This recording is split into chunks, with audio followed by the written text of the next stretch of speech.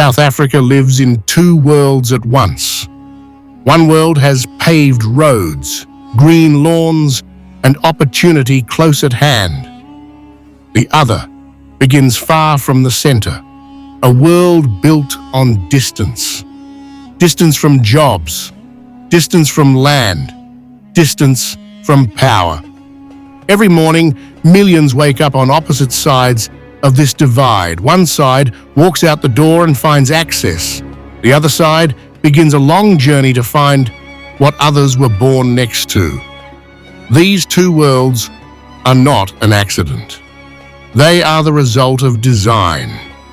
It is in this space, between the world of access and the world of exclusion, that Julius Malema was born. He did not create this system. This system created him. Long before his name became headlines, long before his voice echoed in Parliament, this story began in townships far from the centers of wealth and power. In those places, infrastructure was never meant to serve. Roads were built to separate, services were built to favor, and opportunities were drawn on maps that many never got to touch. In South Africa, land is not just dirt beneath your feet. Land is power.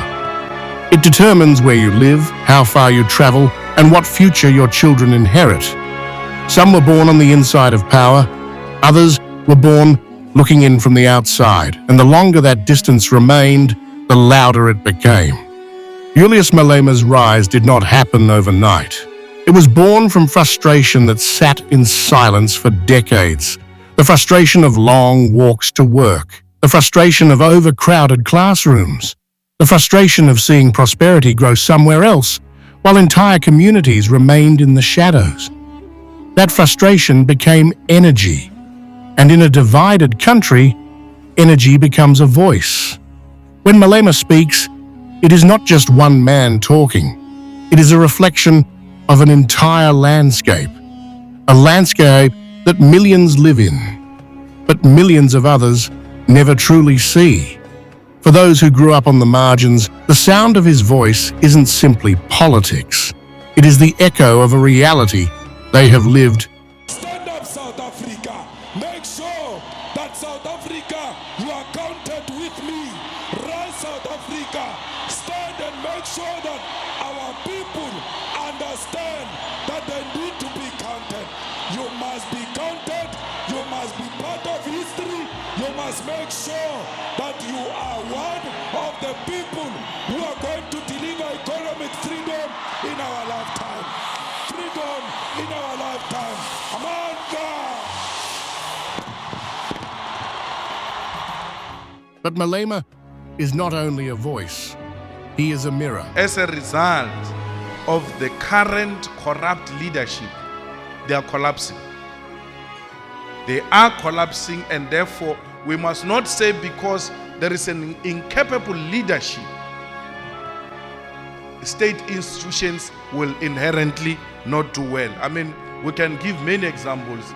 Singapore is one of the countries with state-owned enterprises which are contributing decisively to the economy. So we saying here in South Africa, anything that is going to help us, it is a state intervention in partnership with private sector to run a successful economy. Anyway, as you were shouting at the back, I was not shocked because I don't raise comfortable things. I must touch the nerve. And I don't get easily shaken, whether by sober or half sober people. I have no problem at all. No one get to scare me. I express myself anywhere free, without any fear or any intention of begging relationships. I'm here to articulate the EFF policy. You like it or not, it doesn't matter. We are happy that the Cape Chamber invited us, not because we share anything, but because we can exchange ideas. What is going to make South Africa work?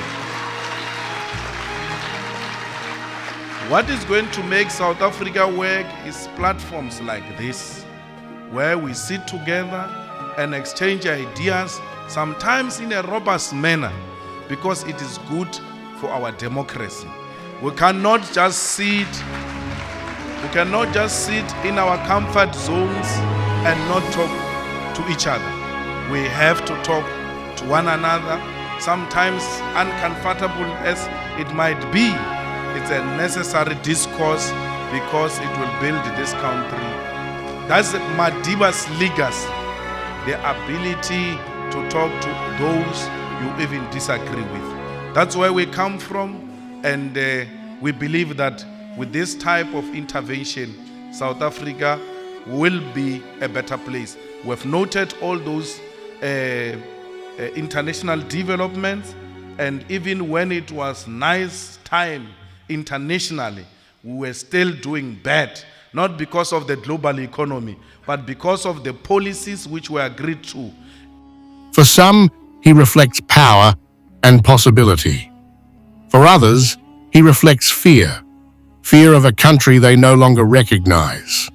This is why his presence is impossible to ignore, because he embodies the unfinished story of a nation built on two different foundations. One foundation of access, one foundation of exclusion, one world where the streets are smooth, one world where they are dust. This is not about liking him. We defend our revolution against the imperialist forces. Donald Trump, Boris Johnson, they are leading the charge against all progressive forces. The racists are in power and they make no apology about it. And then you go around apologizing for them. You go around justifying it for them. They make no apology. A white journalist called me pussy in Pretoria there, right? All white journalists and all white leading personalities came in defense of that guy. But if it was you who had said to Helen Zille the same weight, the black people would have joined Helen Zille and them to get you fired and arrested.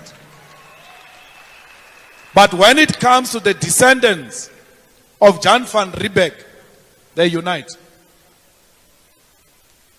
DJ Fresh is fired for saying such words. Many other people, black journalists and radio people, were fired for saying almost the same thing. This one says the same thing. He doesn't apologize. The organization apologizes on his behalf. And black people see nothing wrong. Don't be impatient with them. We ought to tell them they are fools, but we must not write them off because we are in the business of liberating the mind. The oppressor is still in the position of their mind. And our struggle is to go and fetch the brain of the 702 blacks. We're going to fetch it and come and restore it one by one. We will get there. We will get there. Don't worry. Comrades, when it comes to whiteness, when it comes to white supremacy, they unite. But when it comes to black people, black consciousness, we do not unite.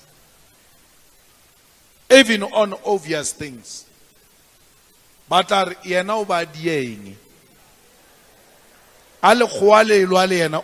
what was he doing? Whites are not like that. You know, black people, they are provocative. He must have done something wrong.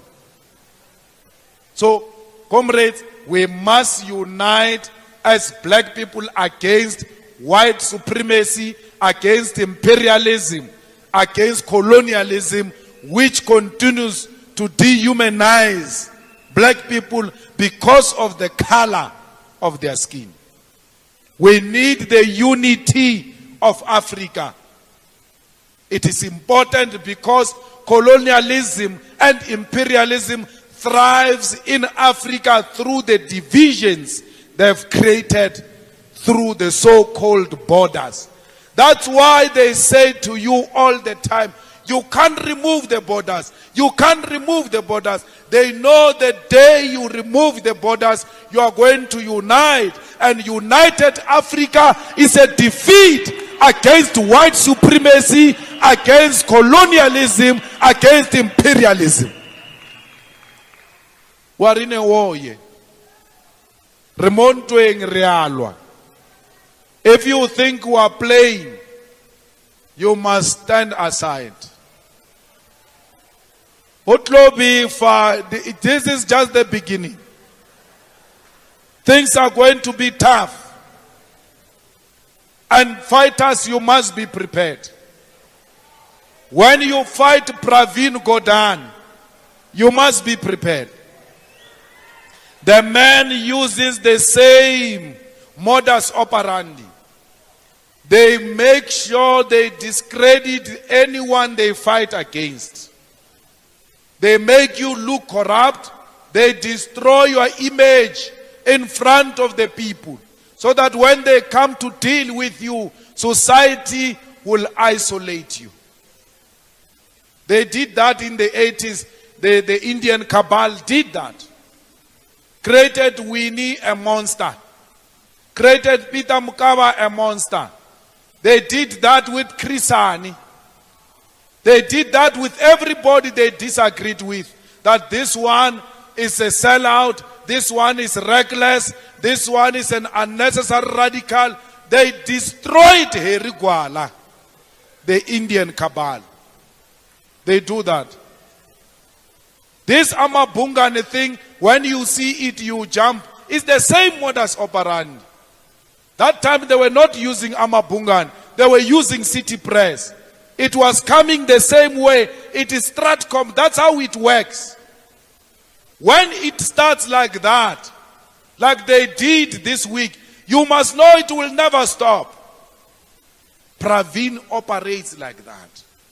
No, you own this, you own that, you are hiding this, you are hiding that. Before you know it, he brings SARS. Before you know it, they destroy you, have nothing. Everybody, yeah, no, it's possible. Yeah, we have seen.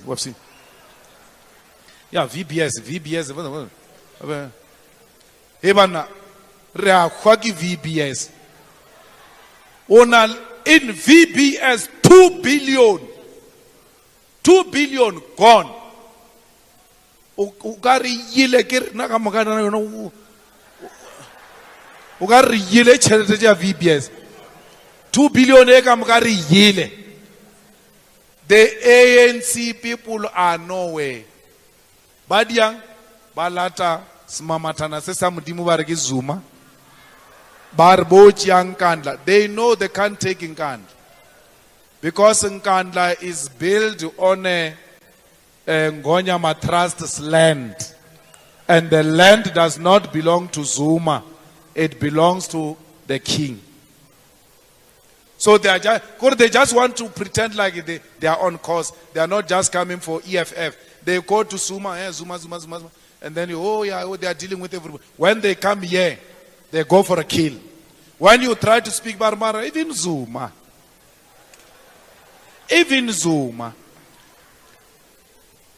Where are the people who took 2 billion of VBS? Where are the people who took 2 billion of VBS? Repelarabana Brian Shibam. Did the toilet paper didn't want to Brian Shibam. Repala logo at toilet. Brian Shibam. Where are the people who took 2 billion? What are you doing to them? Those are ANC criminals. I told Ramaphosa on his face there in Parliament. As our VBS Grewen. The people who stole VBS money, 99.99%, came out Kodua. But on a low and only Kodu to Cheltabu, Sasa, Lebera fella, bloody fool, Jamal Kodua. Same thing. Now, Polly van Veek has done diagrams about how money came in, Gamega, Mahuna, Malema, right? We are still to see a diagram of 1 billion which went into CR17 money account. Where is the diagram? Up in Nabile, they even did a video. Malema, on YouTube, I've got a Wi-Fi where I stay. I was putting it there. He put 5,000 here, 500. I was dancing. 500. Nando's. Barg regularly gas pizza to regala costa. Samagia paradia parajabum puisenity la costa. Let's go and say Yamodi la costa more man. Please. Did it cavella jabum puisin? Regraduated the cavella nerea paraqua cosas. When we're still in cos. Kesaishwa cosa, cavel, Nando's, Ujile Nando's. Kur kam khoba nyaka ba ngwala lore ke phupurile le marapo ke yele Nando's ka phupura le marapo ba nyaka everything abantisi.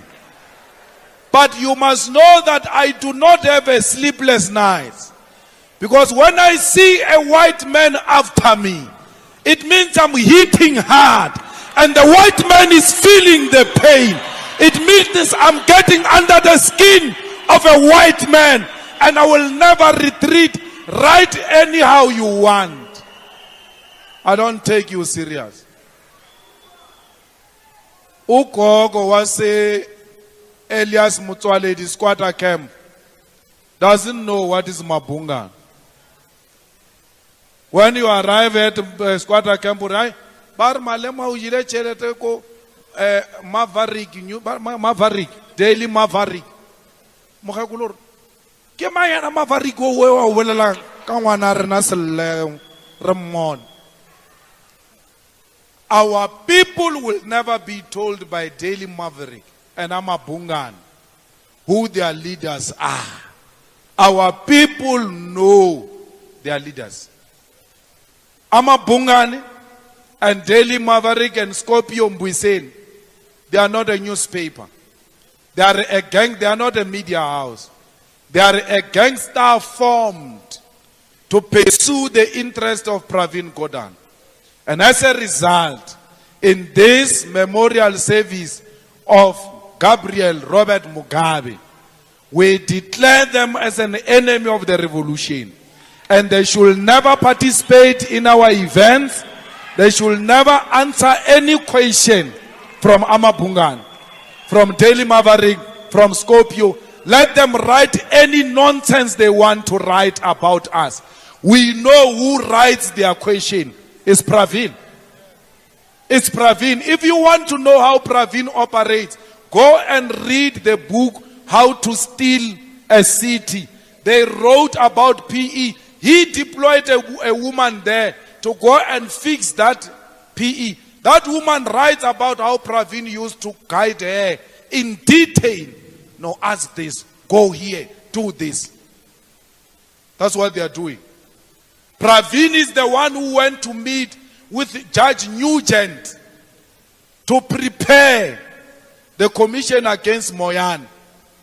The judge never spoke about it. Pravin never spoke about it. Only when the story leaked, then they confirmed.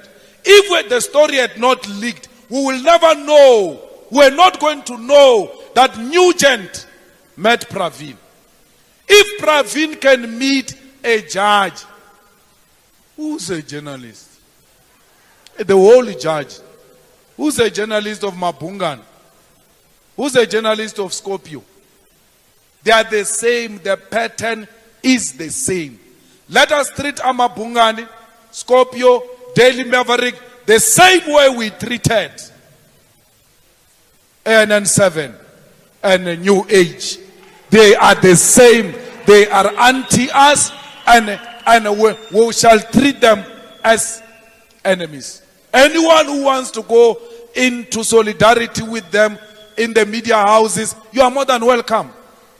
Anyway, we are not getting any coverage. It's not coverage you are giving us. It's nonsense. I go to the Hawks. I go to the Hawks. I cooperate with the Hawks. I go there. They read the rights to me. And then they say one of the rights you have is you have a right to remain silent. I use that. I say, okay, I'm choosing the right to remain silent. The nthe goes and report and say, Malema refuses to sign a statement. And then you call that a coverage. It's an absolute rubbish. It's nonsense. They don't say Malema used his constitutional right to remain silent. It's a constitutional thing. It's not reserved for others. I deserve it too. Malema refuses to sign a statement. When I say you don't give us coverage, they're going to say, we give you coverage. That's not coverage. It's a propaganda that is aiming at destroying the EFF. You must study this thing of media. How they write about you, they use certain words to project you a monster. When they want to, even the color on TV, they don't just make us look beautiful. They can just say, no, darken it, darken a bit. Make him dark. So that you come across as a monster, as a potential gangster. And then they make the ugliest, Pravini the ugliest, the most beautiful. Bona Cyril, they make Cyril the most beautiful with that nose, the most beautiful. And then they make us ugly. They make it dark. Is there a way of increasing, of making the eyes red or something? Yeah. Comrades, it's not a joke. They do that if they don't like you. When they come to a function like this, where there are masses, and they realize it is successful, they don't show the masses. They only show Julius Malema so that no one sees that there were masses coming to honor Robert Mugabe. Whether they televise it or not, we've been taught long time ago that revolution will never be televised. We must never rely on the media to wage a revolution. We must rely on the ground. We must go door to door. We must do person to person. We must go to our communities. We must spread our message. We must be rooted amongst our people. House by house, hostel by hostel, brick by brick. We shall speak to our people directly. Our people will get our message. We don't need the go in between because they distort what we stand for. We are children of Robert Mugabe. We are children of Winnie Mandela. We are children of Muammar Gaddafi. We are children of Thomas Sankara. Children of Julius Nyerere. We are children of the giants. We are not children of cowards. We are not children of criminals that go around the world stealing people's properties. We remained here with our forefathers looking after ourselves before the arrival of a white man. We can still do it. We have only ourselves. We have nowhere to go. Africa is our home and it is the only home we have. Comrades, let's protect it, because without Africa we will be slaves somewhere else. If we destroy this continent, wherever we go, we'll be treated as rejects. This is our continent. Whether they like it or not, we will honor and protect the legacy of President Mugabe. His legacy is a legacy of defiance, a legacy of liberation, a legacy of economic freedom, a legacy of expropriating land without compensation, a legacy of facing the imperialist and telling the imperialist to go to hell. A legacy that says, I'm an African, I am black, and I'm proud. Never be ashamed of who you are. Your conditions shape who you are. And you are going to use those conditions to liberate yourself. Zimbabwe, we are with you. You are not alone. The Mugabe family, we are with you. You are not alone. We will see this thing through together, because as Africans, we look after one another. Give the old man a dignified funeral. Whatever the differences you have, please put them aside. Let us bury the old man in a dignified way. Because if it becomes disastrous, if it becomes anarchy, the enemy will be happy. Like they wanted anarchy at Winnie Mandela Stadium, they didn't get it. They got a dignified send-off. And I trust you, Zimbabweans, that on Saturday and Sunday, you will do the right thing. Let the old man rest in permanent peace, permanent power, because those of us who are remaining will continue his legacy. Rest in peace, President Mugabe. Amandla! Amandla! Viva EFF, viva! Ayule EFF, ayule! Tata EFF, tata! Long live the fighting spirit of Robert Mugabe, long live!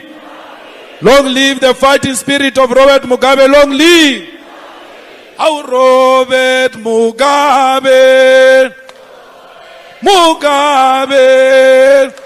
Robert Mugabe! How Robert Mugabe!